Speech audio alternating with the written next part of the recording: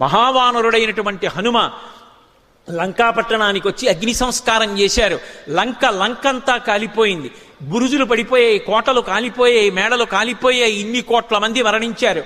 విచిత్రం, ఒక్క శిశుపావృక్షం కానీ సీతమ్మకి కానీ ఆపద కలగలేదు, అగ్ని చెలకలేదు సీతమ్మని. సీతమ్మ అలాగే ఉంది అని చెప్పుకున్నారు, మహాసంతోషాన్ని పొందారు.